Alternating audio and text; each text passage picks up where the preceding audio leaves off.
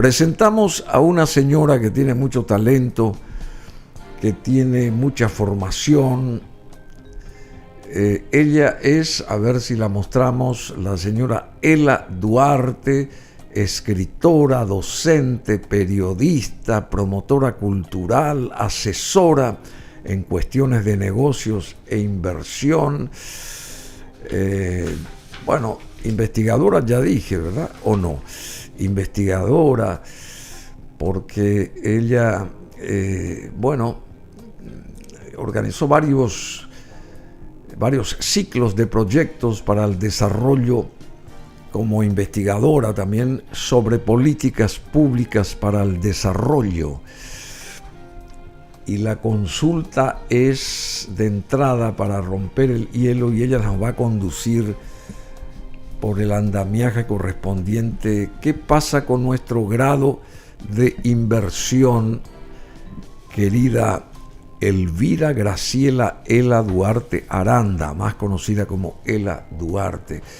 ¿Qué pasa con el grado de inversión que tiene hoy Paraguay y cómo podemos nosotros hacer que el andamiaje público, digamos, sea más efectivo? O sea, que se achique el Estado, porque al final de cuentas, para tener algún resultado, necesitamos que con la cabeza alguien o varias personas se sienten a elucubrar el necesario achicamiento del Estado. Buen día, muchas gracias. Buen día, Bruno. Acércate, por favor, sí. Ok. Buen día, gracias por recibirme nuevamente en tu programa. Tu casa, un placer. Tu casa. Y antes de responderte a la pregunta, yo quiero enlazar con algo que dijo tu entrevistado anterior. Ya me olvidé su nombre. Víctor Pavón, sí. Él habló de enseñar. ¿Qué enseñar? ¿Para qué enseñar? ¿Y cómo enseñar? Y en realidad no se trata de enseñar. Enseñar es mostrar. Yo te enseño, yo te muestro. Yo te instruyo, significa te transmito tecnologías, formas de hacer las cosas. Pero uno se educa porque aprende en ese proceso de que te enseñan, te instruyan y tienes una reflexión, lectura comprensiva. Y lo que pretendemos en realidad es educar a la gente. O sea, que la gente se eduque, que aprenda. Se habla de que el aprendizaje es continuo, es permanente y cada vez es más permanente porque los avances tecnológicos nos pasan por encima. Entonces uno no puede quedarse atrás. Bueno, pero y en esa línea, pero lo que dijo él es justamente eso. O sea, sí. ¿Para qué esto y lo otro? Dio 3 preguntas. Claro, solo aclaro que enseñar es mostrar, es un aspecto. Sí, ya sé. Y ya no hablamos hoy de enseñar, él va sino mucho de más allá a profundidad. Y yo lo que conozco. quiero es vincular esto con tu programa y con el motivo por el cual estoy acá. Es decir, para mí tu programa es muy interesante, tu serie de programas, porque de alguna manera hablas de esas cosas que necesitamos hablar en el país. Hablas de todo un poco, pero estás permanentemente como inquisidor, preguntando a tus entrevistados qué, por qué, para qué. Lo que yo quiero saber. Exacto. Y eso que vos querés saber ayuda a la audiencia a entender y saber también sobre lo que estás preguntando. Pero hay otra cosa muy importante en la forma en que manejas el programa, y es que invitas a personas que tienen distintas perspectivas, distintos puntos de vista, y ahí cada uno nos enseña sus distintas visiones, y a partir de eso podemos ir construyendo un aprendizaje de la realidad, que no hay muchos espacios en nuestro país donde construir ese aprendizazi. Te agradezco mucho, Ela, te agradezco, pero así que quiero felicitarte. No, a todo el equipo, porque es todo un equipo, no es solamente Bruno Masi, es todo un equipo acá. A todo el equipo, mis felicitaciones. Que hace posible que venga gente como vos, o como Víctor, o como quienes más van a estar hoy, por ejemplo, como Federico González, que es un famoso chico joven, escritor también, psicólogo, psicoanalista, director de Dársena, y también va a estar Casián Peña y vamos a tener al Duque de Areguá también con nosotros, amén de la presencia muy sabia de la señora Ela Duarte, que Bueno, nos trae ahí el grado de inversión, ¿verdad? Sí, me preguntaste sobre el grado de inversión y lo que eso implica para nuestro país. Yo traje acá un pequeño gráfico, sí. No sé si podemos mostrarlo a la audiencia. Sí, está. Sí, ahí vamos a ver si ponemos ese gráfico. Ahí está aquí, el gráfico. Se habla mucho del grado de inversión. Hay personas que dicen: estamos con grado de inversión porque hicimos las cosas bien, pero ¿qué cosas bien? Es importante entender qué cosas hicimos bien y qué es lo que realmente evalúa el grado de inversión. Yo quiero empezar hablando un poquito de qué es este grado de inversión. Es una evaluación de la calidad de las políticas públicas de un país. Y en esa evaluación de la calidad hay distintos grados o distintas notas que obtenemos los evaluados. Hay 60 países con grado de inversión. Le escuché a un expresidente decir: no, pero es uno entre 60. Sí, uno entre 144. 60 de 144 tienen grado de inversión. 84 países no tienen grado de inversión. ¿Quiénes están entre los que no tienen grado de inversión? Por ejemplo, Brasil, que está en un nivel especulativo, por debajo del grado de inversión. Una cosa rarísima. República Dominicana, Costa Rica, Honduras, Jamaica, Nicaragua, que están en un nivel altamente especulativo, que es un peldaño menor todavía, más lejos todavía del grado de inversión. Luego tenemos El Salvador, Bolivia y Ecuador, evaluados con riesgo sustancial, o sea, mayor riesgo que el altamente especulativo. Y a continuación están Argentina, y Cuba y Venezuela, que son países altamente con un riesgo de muy alta especulación. ¿Qué significa muy alta especulación? Rusia es muy también. Alta incertidumbre. También están Rusia y Ucrania. Argentina, Cuba, Rusia y Ucrania están en el mismo lugar. Bueno, justamente te voy a interrumpir porque vamos a ir para que la gente entienda y aprenda, como bien vos decís. En esta historia del grado de inversión hay 60 países, como dijo acá la doctora Ela Duarte, y respecto a la calidad de este grado de inversión está la calidad principal, porque se dividen en distintas áreas dentro del esquema de calidad en el grado de inversión. Y en la calidad principal hay 12 países. Y 12 ningún país países latinoamericano. Ningún país latinoamericano, y países de la calidad de Alemania, Singapur y Estados Unidos, entre otros. Hay 12 países, ¿verdad? En la calidad principal del grado de inversión, en el cual están 60 países involucrados, Paraguay entre ellos, entre los 60. Después de la calidad principal viene la calidad de alto grado, donde también hay 12 países de los 60 ya nominados, y ahí figuran, por ejemplo, Finlandia, que tiene un nivel impresionante, Francia, Corea del Sur, Reino Unido y Taiwán. O sea, estos países conforman el alto grado de inversión. Es un peldaño antes del máximo grado. Sí, exactamente. Están entre los 12 de alto grado dentro del grado de inversión y dentro de estos 60 países, estos mencionados. Después viene en el tercer rango, digamos, en calidad, en cuanto a calidad del grado de inversión, está el grado medio superior, con 17 países conformantes, digamos, y entre ellos están Japón, China, Chile, que es la primera potencia, digamos, latina que aparece, Israel y Portugal. O sea, Chile está como el único país latinoamericano en el grado medio superior entre 17 países de los 60 y en el rango tercero del segmento de calidad.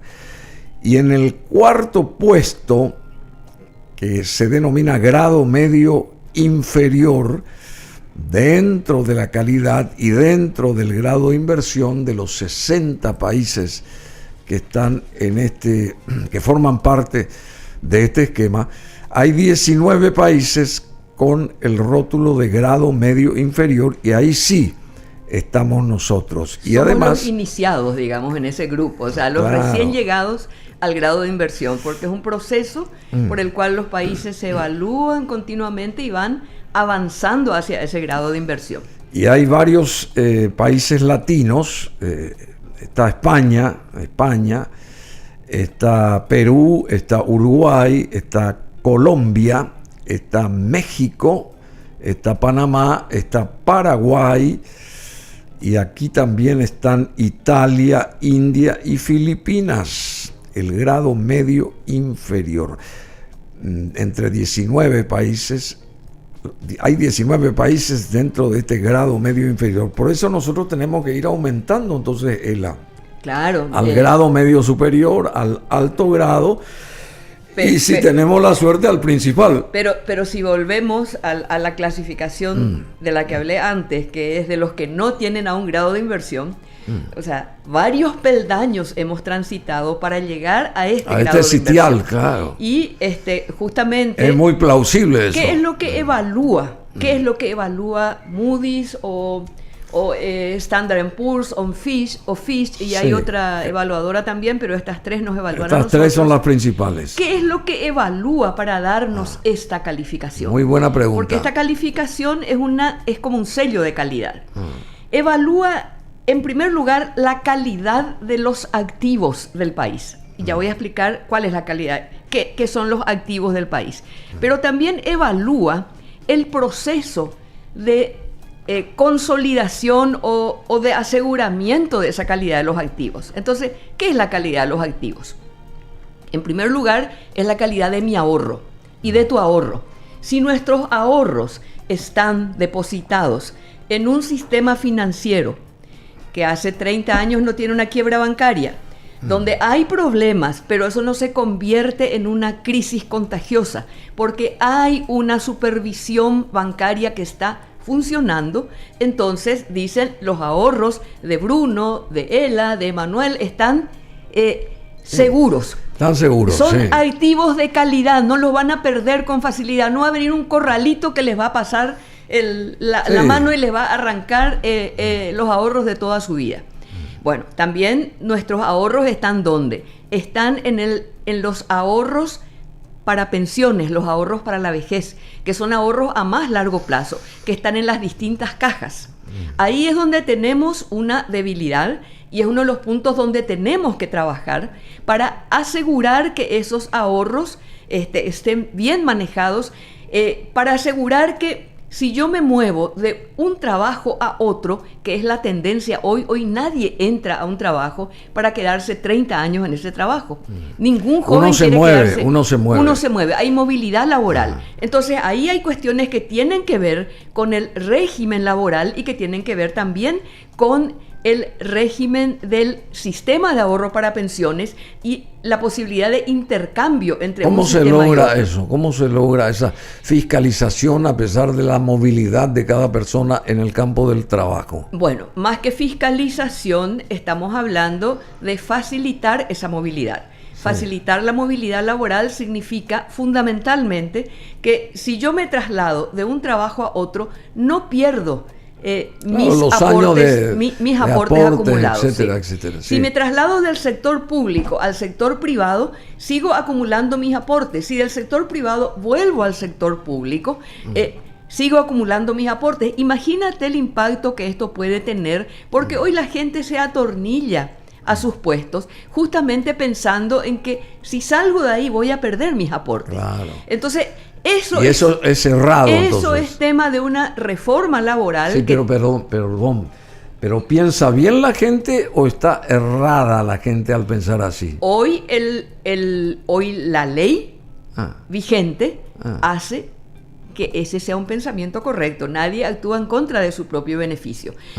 Lo que se procura entonces es crear condiciones para facilitar la movilidad. Obviamente, si uno quiere quedarse en su trabajo 30 años, ocurre que en el trabajo uno crece hasta cierto punto llega a su techo y si quiere seguir creciendo tiene que trasladarse a otro espacio de crecimiento y luego a otro espacio de crecimiento. Esa es la tendencia actual del mercado laboral. Sí, pero el respaldo, digamos, de las leyes y compañía para con un trabajador, ¿cómo es? Hoy todavía estamos con una ley que está atrasada en eso, por eso hay una agenda de reforma del régimen laboral y hay una agenda también pendiente de reforma del sistema de ahorro para pensiones, que incluye no solamente la creación de la superintendencia, un paso muy importante se dio con la creación de la superintendencia que establece las reglas de juego y cómo tienen que gestionar dentro de determinados rangos de riesgo la inversión que hacen con los fondos para la jubilación. Pero todavía tenemos instituciones como el IPS, donde tenemos un ahorro de corto plazo, que es el ahorro para la salud, que es ese pago que hago todos los meses y que es un ahorro solidario y que de ser posible a mí me gustaría que no me toque nunca, porque si te toca ese fondo solidario pues estás enfermo, ¿verdad? Entonces ese ahorro para la salud es lo más solidario que hay. Uno ahorra para cuando está enfermo. Ahora, es un ahorro de corto plazo, porque se va usando año a año en el funcionamiento de la prestación de servicios de salud. Pero está el ahorro para pensiones, que es un ahorro a largo plazo. Un ahorro para la persona que empieza a trabajar a 30 años. Y en 30 años tiene que recibir el valor equivalente a la capitalización de lo que fue aportando para tener una jubilación digna. Y tiene que haber incentivos para que yo aporte y visualice que voy a tener, uno debería tener que programar su jubilación. Entonces, ahí todavía tenemos reformas pendientes, hay muchísima resistencia. De estos temas ya hemos trabajado por allá por los años, finales de los años 90, en el 97, en el multisectorial de inversiones. A mí me tocó trabajar en la reforma de la banca pública en aquellos años. Me tocó también trabajar en la propuesta de la reforma del sistema previsional. El mundo ha cambiado muchísimo, pasaron 40 años de eso, y hoy todavía seguimos sin tocar nuestro sistema. Hay una razón. ¿Cuál es esa razón? Dije al comienzo que nadie actúa en contra de su propio beneficio. Y ocurre que nuestra evolución demográfica es diferente a la de otros países. Es diferente a la evolución europea, es diferente a la evolución argentina, y voy a poner un ejemplo. En los años 30, Bismarck planteó el sistema previsional que hoy tiene IPS en toda Europa. En esos años, la gente vivía en promedio hasta los 45 años. Empezaba a trabajar a los 16, 17 años, se jubilaba a los 40 y vivía 5 años para cobrar su jubilación. Claro que había gente que vivía hasta los 70 y hasta los 80, pero en promedio llegaba a los 45. Entonces ese fue von Bismarck. Von Bismarck, que diseñó este sistema. Entonces, ¿cómo funciona este sistema? Todos los que están activos aportan. Si aporto el 10% de mi salario, 10 por 10 son 100, 10 personas aportan el salario de un jubilado. Entonces se paga el salario del jubilado con los 10 que están aportando hoy. Pero tiene que haber esa relación. Sin embargo, hoy ya el crecimiento del empleo... Es mucho. Es mucho. Para empezar, el envejecimiento de la población es totalmente diferente. Hoy yo tengo 72 años y, no puede todavía, ser si parece de 50. Y todavía no pienso parecer a alguien de 45 Ella de los años 30. Parece de 50. Parece de 50. Entonces, todavía no quiero parecerme a alguien de 45 años de los años 30. O sea, ha cambiado tanto el mundo que la vida se prolonga, la juventud se prolonga o la adultez se prolonga. Y eso supone la necesidad de diseñar de manera diferente. Para empezar, no me pueden echar del mundo laboral a los 60 como alguien que ya no puede aportar. Uno debería poder seguir trabajando. ¿Y dónde está la experiencia de la persona justamente en este sentido? Porque está muy bien lo que decís. No me pueden echar. ¿Y dónde están los años de la quema de pestañas de un ser humano laboralmente que llegó a un sitial de respetabilidad y qué sé yo, Bien, se formó y qué sé yo. ¿Qué pasa con aquella gente que tiene mucha experiencia y que por la edad tiene que ser desvinculada del circuito? ¿Cómo se entiende eso? No hay una evaluación de bueno o malo que sea una fotografía instantánea. Te voy a llevar a Europa. Sí. En Europa, en la época de Bismarck, la gente llegaba hasta los 45. Europa alcanzó más rápido que nosotros una esperanza de vida mayor. Y también alcanzó lo que, mucho antes que nosotros, lo que se llama su bono demográfico, que es la cantidad de personas jóvenes que se incorporan al mercado laboral. Nosotros estamos ya casi decayendo el bono, pero hay muchísima gente joven que se incorporó al mercado laboral. ¿Eso qué hace? Hace que desplacen a los mayores. Entonces, en Europa hubo una etapa en que tenías que ser CEO a los 30. Hoy empezamos a ver nuevamente, no sé, Christine Lagarde, ¿cuántos años tiene?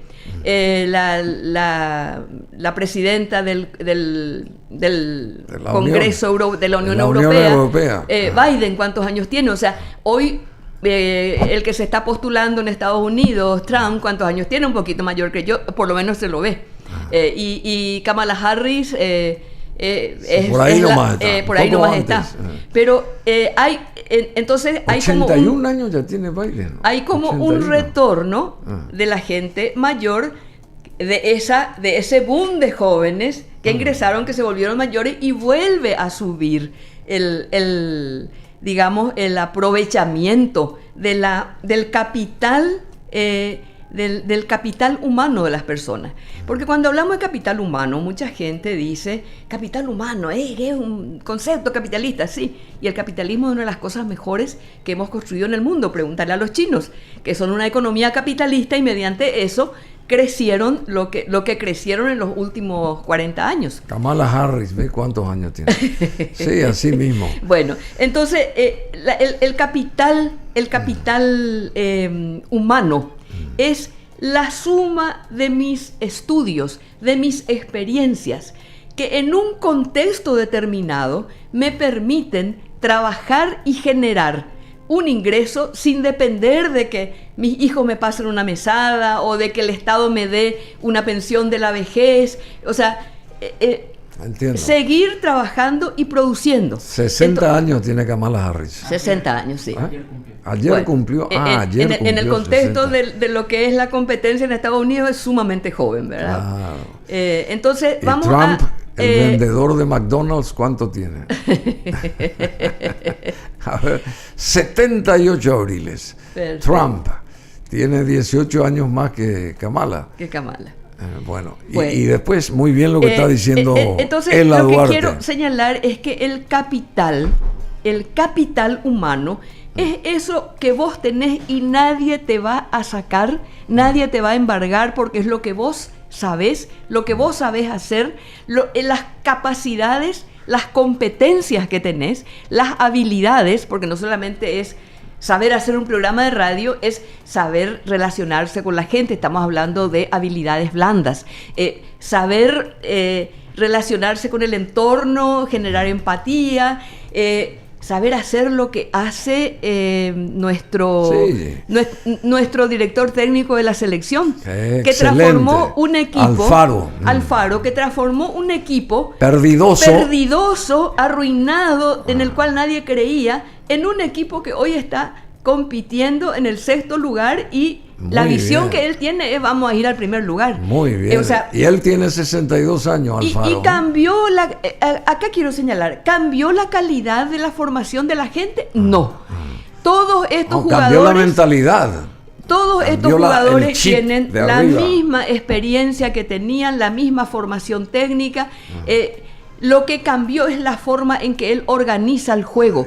En lo que él visualiza esos 90 minutos en el cual hay que lograr qué cosa y llegar al objetivo, meter el gol. Entonces, el capital humano no es una cuestión pasiva, no es solamente lo que yo tengo acumulado como conocimiento, es aquello que un director técnico y una cadena de dirección técnica moviliza, incorpora y hace emular, que funcione. Toda que esa gente que puede emular y eso. Que se convierta en un resultado productivo, útil para la sociedad. Y positivo, claro. Y esto vale para todo. Cada vez que hablamos de educación, hablamos, sí, pero no tenemos maestros formados, hay que empezar a formarlo de uno. No. Con las personas que tenés, podés trabajar. Hay un gap de formación, podés darle ese gap de formación. Hace falta un liderazgo, entonces. Sí. Yo te pasé un currículum un poquito más completo hace rato, porque este era más... ¿Cuál es el tuyo? Sí. No sé si Emanuel te llegó a pasar. Acá está, escritora, docente, periodista. Eso era cuando no quería contar todo lo que sabía. Pero te quiero comentar que una de las cosas... Vos sabés mucho más, entonces, una de las maestrías que hice hace poco es no le pasaste, me parece. Acabo de pasarte, después de los... Bueno, pero perdón, una de las maestrías que hice hace poco es una maestría en habilidades blandas. ¿Y por qué hice? ¿De qué se trata eso, habilidades blandas? Es que yo no hice el preescolar, no hice el kinder. Me fui directamente al primer grado. Con una botellita de tinta, un lapicero de plumilla y un secante que me ensuciaba el guardapolvo. Superdotada, entonces, superdotada. No, es que en mi época no había preescolar. Bueno, yo entré en preescolar. Correcto. No en kindergarten, pero sí en preescolar. No hice ni el kinder ni el preescolar, no era obligatorio. Y en alemán. No había obligatorio el preescolar. No era obligatorio el preescolar. Yo estudié en la escuela Tallazuapera, una culata Yobay, 2 piecitas, techo de paja, piso de tierra apisonada. Y yo entré en preescolar de alemán y tuve que ponerme a la altura de los nacidos en un seno alemán. Esa forma, ese aprestamiento que te da el preescolar, que te da sociabilización, que te da aprestamiento para el aprendizaje posterior, yo no tuve. Las relaciones humanas. Y las relaciones humanas. O sea, yo no tuve una formación ahí. Entonces yo no puedo decir, voy a hacer el preescolar de vuelta para... No puedo. No puedo retroceder. Pero sí puedo tomarme una maestría en habilidades blandas y transformar mis habilidades para potenciar. Bueno, habilidades blandas, ¿qué representa las habilidades blandas? Todo lo que tiene que ver con relacionamiento humano, formación de equipos de trabajo, lo que hace Alfaro, la formación de equipos de alta eficiencia, también tiene que ver con la ¿Cómo se nota el cambio? Porque son los mismos jugadores. Y se nota el cambio. Impresionante. O sea, él lo que está trabajando es con habilidades blandas. Él no le está enseñando a chutar la pelota. Él no le está enseñando a patear un penal. Pero le está diciendo, erraste un penal, ¿sabes qué? No te vamos a condenar como a Tacuara Cardoso. Seguí adelante, te dejo ahí en el campo para que ahí mismo... siga practicando. Para que ahí mismo demuestres por qué estás en el campo. Claro. O sea, eso es habilidad blanda transmitida, o sea, desde la jefatura. ¿Qué son las competencias? Esto también forma parte de estas habilidades blandas, la competencia, la mera competencia. La capacidad es aquel conocimiento que tengo y que yo puedo hacer. Y la competencia, o sea, la capacidad son los conocimientos, pero la competencia es la capacidad de hacer algo. Para empezar, yo puedo ser muy buen futbolista, vamos al fútbol de vuelta, pero si no me ponen en la cancha, no soy competente, porque no puedo hacer lo que sé hacer. No puedes desarrollar lo que sabes. Exacto. Entonces, podría ser un muy buen futbolista y me ponen un micrófono para hablar de partidos de fútbol, entonces mi competencia se transforma en un buen... comunicador, relator de fútbol o analizador de la jugada, ¿verdad? Entonces, una cosa es mi formación y otra cosa es mi competencia. La competencia se demuestra en el campo y tienes que estar colocado en ese campo para demostrarla. Bueno, las habilidades blandas significan, desde el inglés en este caso, soft skills, habilidades blandas. En inglés quiere decir soft skills. Sí. El término hace referencia a aquellas competencias personales y sociales, el relacionamiento social, que facilitan las relaciones humanas y permiten desenvolverse con éxito en cualquier ámbito de la vida, incluido el laboral. Porque si sos un genio, pero empezando si por, le ladrás al compañero que está ahí al lado... Empezando por el laboral. Y muchos de los problemas que tenemos nosotros en el ámbito laboral, en la gestión empresarial y en la gestión del sector público, es la falta de alfaros. De muchos alfaros en cada uno de los lugares. Vos sabés que Alfaro, querida Ela Duarte, Alfaro viene a ser como el faro que ilumina ojalá aprendamos a la transformación de la albirroja. Ahora tenemos que aprender de él. Claro. ¿Qué es lo que hace Alfaro? Aparte de empoderarle a sus jugadores, que eso es parte de la habilidad blanda del gerente o del gerente, él está contándole al público, le entusiasma, contándole a los directores técnicos lo que hace, por qué lo hace. ¿Cuántas veces vemos en la función pública a alguien contando lo que hace y por qué lo hace? O sea, ese es uno de los defectos que tenemos. Y lo mismo ocurre... ¿En qué sentido defecto? Porque... de no contar lo que hacemos, de no dar una explicación completa de lo que hacemos, por qué hacemos, uno para viaja, qué hacemos, ¿para qué viaja? ¿Cuál es el proceso? Conseguí esto, lo otro y lo demás allá. Exacto. Eso es lo que no se tiene a veces. Y volviendo a... Y nadie sabe. Volviendo, Bruno, al tema del grado de inversión, nos han dicho, escuché varias veces que se dice, tuvimos este grado de inversión porque hicimos bien las cosas. Bueno, empecé a contar de que lo que evalúa el Moody's y cualquiera de las evaluadoras es la calidad de los activos de un país. El primer activo, como dije, es el ahorro. El ahorro está en los bancos, el ahorro está en el sistema de previsión para la vejez, que es a largo plazo. Ambos sistemas, si están bien organizados, si están bien supervisados y si no hay un proceso de quiebra contagiosa, desfavorable, entonces mis ahorros están a resguardo. Pero también evalúa que el sector público, que el Ministerio de Economía se llama hoy, pero básicamente es el Ministerio de las Finanzas Públicas, Economía y Finanzas, esté recaudando y gastando lo que recauda. Que tenga una ley o un límite al endeudamiento de acuerdo a su capacidad de recaudar. Y su capacidad de recaudar depende del crecimiento económico del país. Entonces, depende, entre otras cosas, del crecimiento económico. Depende también de hacer los ajustes que se tengan que hacer, ¿verdad? Este incremento de recaudaciones que tenemos ahora sí viene de la mano de haber unificado aduanas con la otra oficina de impuestos, o sea, la que dirige Óscar Orué, la que dirige Orué. Pero es muy bueno Óscar Orué. Pero también viene de la mano de la reforma que se hizo en el 2017-2018, que es no cambiar la ley tributaria que teníamos, pero ajustar, hacer el fine tuning de cómo estás declarando tus impuestos. Porque si bien nosotros tenemos una estructura 10-10-10, el impuesto que se cobraba era mucho más bajo porque las empresas indiscriminadamente y las personas metíamos gastos no deducibles como deducibles. Entonces ese ajuste es el que se hizo y eso ya le dio un aumento de la recaudación al gobierno anterior, al gobierno de Marito. Dirección Nacional de Ingresos Tributarios. Y hoy se llama la institución que lidera Óscar Orué, de la que hablabas. Exacto, se sigue creciendo. Entonces, muy bien a Óscar Orué por el trabajo que está haciendo, pero básicamente los resultados son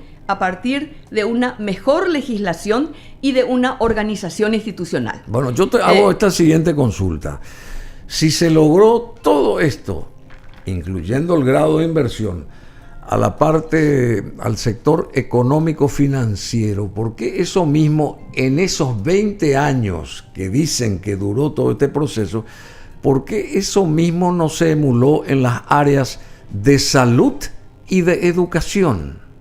Te pregunto, a ver, ¿qué pasó ahí? Porque a esta altura del partido hubiéramos tenido 3 frentes exitosísimos: el financiero, el económico financiero, el de salud y el de educación. Y ahora tenemos que comenzar de vuelta Bien. Con el de educación y con el de salud, por ejemplo. Bien, ¿me permites? Sí. Quiero ir a una explicación que dio Moody's cuando nos dio el grado de inversión. Sí. Y dice, se evaluó, se evaluaron las políticas públicas, pero se evaluó también un largo proceso de sostener esas políticas públicas en el tiempo. Esas políticas públicas, como te dije, están incompletas. Hay muchas cosas que faltan todavía. Pero esas políticas públicas tienen que ver fundamentalmente con la confianza de nuestros activos. Es decir, vayamos a la Argentina al tiempo de Corralito. Que no nos ocurra un Corralito en el cual todo el ahorro de nuestra vida desaparezca, ¿verdad? Sí. Fundamentalmente es eso. Y si el ahorro de mi vida desaparece, eso repercute en cadena en la credibilidad del Estado. Bueno, entonces, pero el guaraní, que es nuestra moneda, que tiene 81 años ahora, es de mucha credibilidad. Y siempre se sostuvo de una manera sorprendente, ¿verdad? El guaraní se apuntaló al guaraní de una manera sorprendente. El guaraní, que es nuestra moneda, es justamente un termómetro de los... va llevando las cicatrices de los problemas que tenemos en la gestión económica. El guaraní nació como paridad con el dólar. Un guaraní era $1. Nació en hace 80 años. En la época de Morínigo. En la época de Morínigo. En el marco de una reforma financiera que se hizo ahí. 44. Bueno, pero cuando llegamos a los años 50, el guaraní ya tenía una relación 90 a 1. Pasó, o sea, tuvo una pérdida de valor frente al dólar por una serie de problemas políticos y de mal manejo económico. Ahí se crea el Banco Central en los años 50, finales de los 50. Y otra vez el Banco Central no tiene un buen manejo porque empieza con cambios múltiples. Y el cambio múltiple es una forma de comprarle barato el dólar al que no está bien conmigo y venderle barato al que está bien conmigo y venderle caro al que no está bien conmigo. O sea, es la forma más discriminante que existe de la política. El cambio múltiple, el gobierno de Stroessner empieza con cambio múltiple. Por eso él lo saca del Banco Central a su presidente del Banco Central, que seguía manteniendo los cambios múltiples, hace un acuerdo con el Fondo Monetario en el año 54, y a partir de ese acuerdo, el guaraní se mantiene en 126 hasta el año 79. Y luego empieza a surgir un guaraní paralelo, 126, 160. Termina la construcción de Itaipú. Termina la década. La bonanza de Itaipú. Termina la bonanza de los 10 años, cuando crecimos de la construcción de Itaipú, al 10% anual, y ahí la economía se viene abajo. Ahora, vamos a hablar un poquito de la bonanza de Itaipú. Porque mira que tenemos que ir redondeando porque tenemos ya otro invitado. Pero, muy bien. Vamos, porque esto es un tema fabuloso.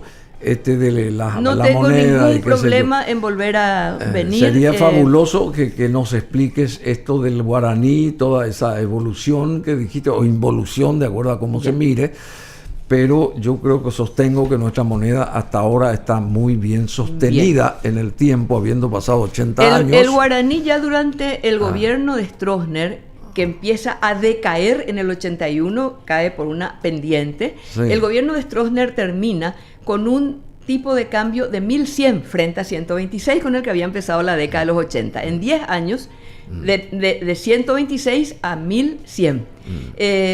Termina con déficit fiscal, pero aparte termina con un déficit total.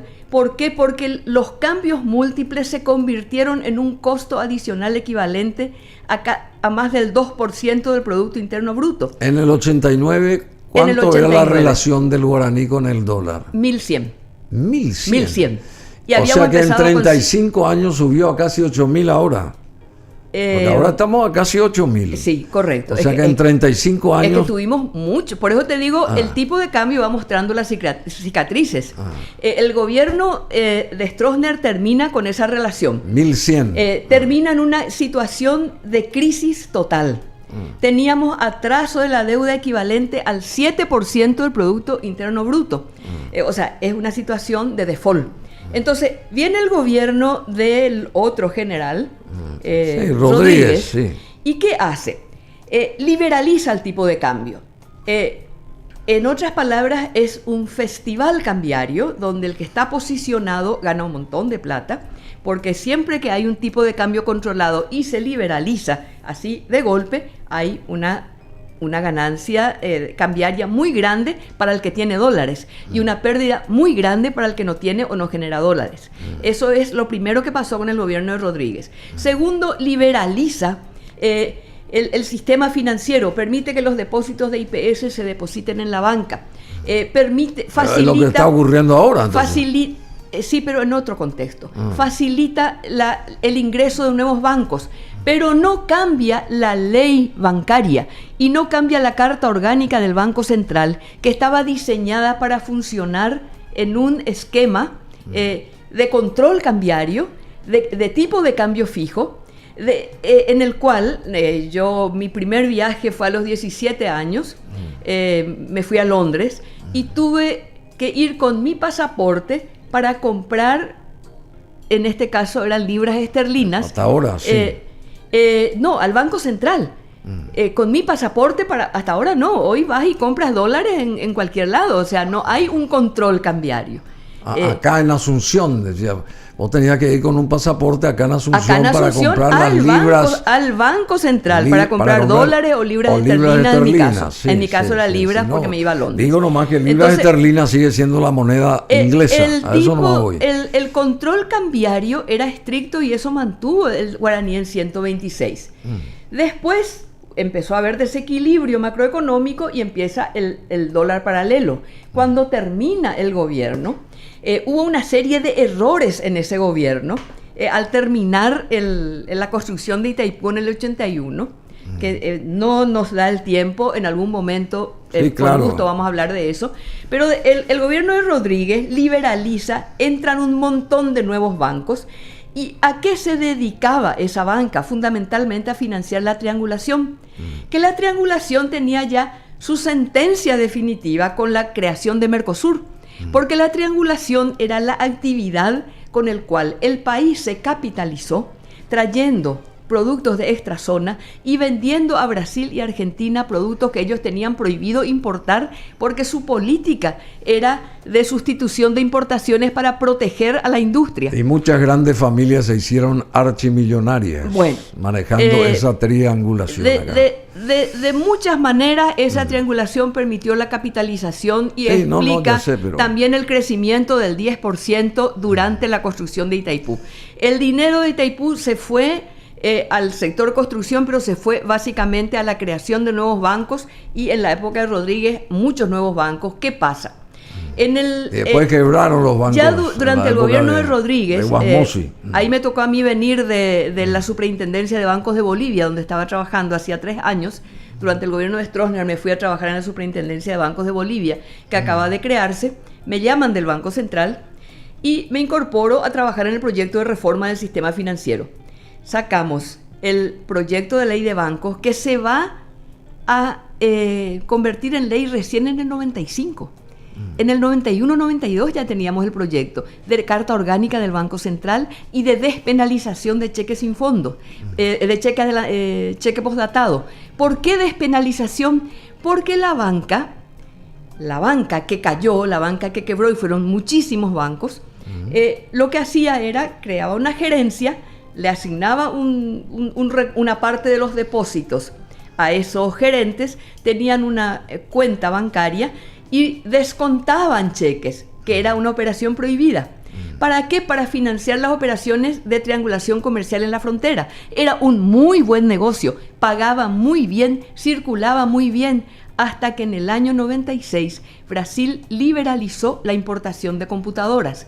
Y ahí, en ese año, en el 95, en ese año, se mudaron. Los grandes comerciantes de Ciudad del Este que estaban informados se mudaron a Sao Paulo, eran casi todos árabes. Los que no estaban informados vinieron al banco a decirle: no te puedo pagar, pero esto es transitorio, siempre pasa, te voy a hacer un cheque por los intereses. Los bancos se llenaron de cheques incobrables y ahí vino el primer derrumbe de la banca. Bueno, tenés que hablarnos de todo esto en una siguiente ocasión, no sé si en una semana puede ser, Manuel, entonces organizar un encuentro de nuevo, de vuelta con la señora Ela Duarte. Excelente lo que estás diciendo, porque nos abrís enormemente un panorama y bueno, que es importante, que va de la mano con el famoso grado de inversión, que Exacto. tenemos que seguir analizando el grado de inversión y cómo mantener el grado de inversión también, que sería Exacto. otra consulta, cómo Exacto. mantenerlo y cómo hacer que esas otras calificadoras también se acoplen, se sumen y también nos respalden, así como Moody's en este caso, ¿verdad? Moody's y Fitch. No, y sí, Standard ya Poor's. sé, pero las otras dos, estas grandes, Sí. Standard Poor's y Fitch, que sí. se acoplen a Moody's, Sí. y que también respalden a Que Paraguay. la calificación que ellos nos dan está ahí nomás a un pasito del grado de inversión. Lo que pasa es que todavía no hicieron la evaluación. Y estoy segura de que vamos a... De hecho, ya estamos en grado de inversión. Estás muy linda, che. Gracias. ¿En serio? Te mantenés muy bien vos. Siempre muy galante. No, te mantenés muy bien y muy interesante lo que nos viniste a decir, a comentar y a leccionar, porque es muy importante esto. Hay que seguir focalizándonos en este tema, el del grado de inversión, y también la historia de nuestra moneda, el guaraní, Sí. que se sostiene, Sí. muy a pesar de todo el resto, Sí. ¿verdad?, de los países que tuvieron tantos encontronazos y sus monedas perdieron varios ceros. Y en el caso del guaraní, en 80 años, ni un solo cero perdió nuestra moneda. Es muy interesante eso.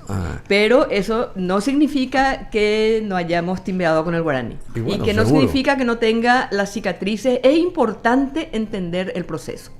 Más que nada, importante entender el proceso para no cometer los mismos errores. Y esperemos no perder este grado de inversión también. Imagínate, voy a concluir con esto. El gobierno de Stroessner empieza con cambios múltiples. Propuesto por su primer presidente del Banco Central, al cual lo saca, viene otro, se hace el acuerdo con el Fondo Monetario, se estabiliza la moneda.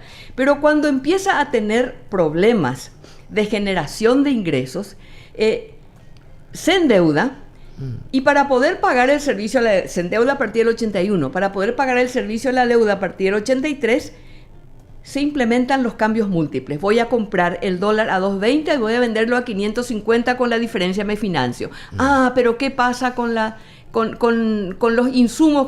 Para eso hay 3.30.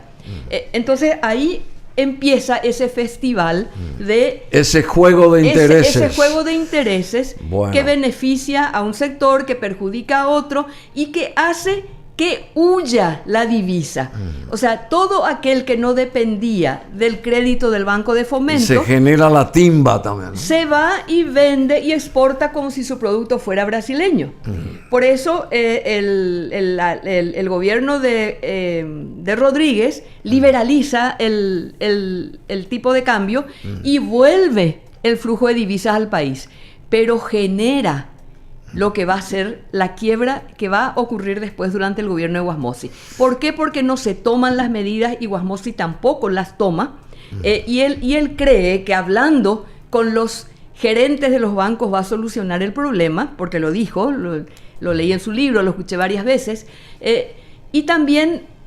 pero no tiene una banca central fortalecida. Bueno, él tenía el problema con Oviedo en ese momento, y eso es lo que pasó. Pero ese es un problema Pero eso es otra político. cosa que no vamos a tocar ahora. Vamos Hizo seguramente en que la concentración suya, porque él tuvo muchos ideales, Wasmosy, cuando yo sé todo lo que quiso hacer y hizo mucho. Salió del Banco Central toda la gente que estaba trabajando en la ley de bancos, en la clasificación de había riesgos. Una puja, una presión Sí. ahí con este general, etcétera, etcétera. Yo renuncié al Banco Central en el 93, la gente que estaba trabajando conmigo también renunció. Hoy Bueno, dos y de después ellos vamos están a en contar Estados esa Unidos. historia, querida Ela, Duarte, estás invitada nuevamente. Es muy importante cuando vos estás acá, porque también tenemos que medir qué pasa si se provoca lo de la pérdida del grado de inversión, llegado el momento, si nos cuidamos nosotros, nos sostenemos esto que ahora nos regaló el mundo de las ¿cómo se llama? De las finanzas, de la economía. O nos concedió, ¿verdad? Nos concedió porque nos ganamos. Claro. Colombia estuvo a punto de perder su grado de inversión y está en un nivel, en un peldaño más alto que nosotros. Sí. ¿Verdad? Sí, ¿Por qué? Porque tiene un montón de problemas internos que generan desconfianza. Bueno, las calificadoras nos apoyan por el momento y tenemos que saber jugar con ese apoyo y con ese interés de esta gente y para beneficiarnos todos acá. Somos BM Online. Conectate con nosotros.